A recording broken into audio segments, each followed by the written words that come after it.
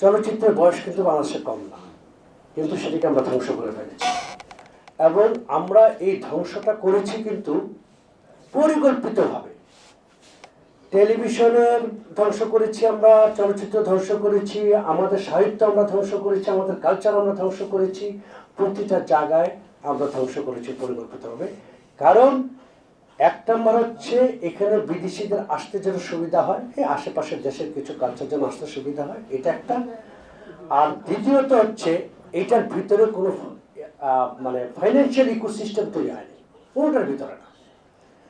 তো এখন যেমন আমি যদি ভারতের কথা ধরি, ভারতে কিন্তু এই ইন্ডাস্ট্রি কিন্তু তাদের জিডিপির 1%-এর উপরে তারা কিন্তু কন্ট্রিবিউট করছে।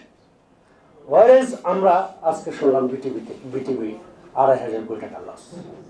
তো তার মানে কি? তার মানে হচ্ছে যে আমরা বাংলাদেশ টেলিভিশন বলি আর বা আদার্স বেসরকারি টেলিভিশনগুলো বলি, কোথাও কিন্তু ফাইন্যান্সিয়াল যে ইকোসিস্টেমটা এটা কিন্তু প্রপারলি হচ্ছে না।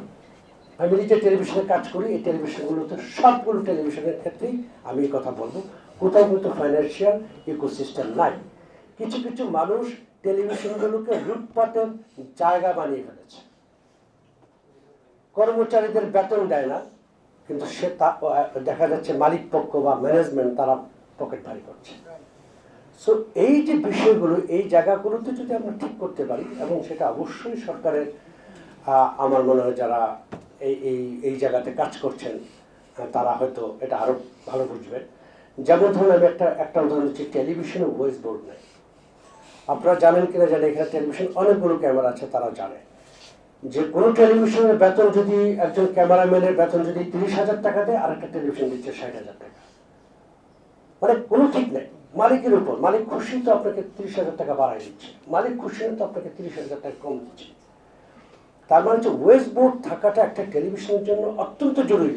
তারা প্রফেশনাল কাজটা কিভাবে করবে, আমরা তাদের কাছ থেকে কিভাবে প্রফেশনাল এই বিষয়ে আশা করব? ওয়েস্ট বোর্ড নয়, কোনো নীতিমালা নেই টেলিভিশনে। এবং যেসব নিউজ চ্যানেল আছে সেখানে এডিটোরিয়াল পলিসি নেই। তো there is a lot of problems. আমি যদি এই প্রবলেমের কথা বলতে থাকি, অনেকগুলো সমস্যা বলা যাবে, শত শত সমস্যার কথা বলা যাবে। তো আমার মনে হয় যে এই জায়গাগুলো যদি আমরা ঠিক না করি, এই টেলিভিশনগুলো থেকে আমরা আয় এবং এই আয়ের যে কর, এটা আমরা কিভাবে আশা করব?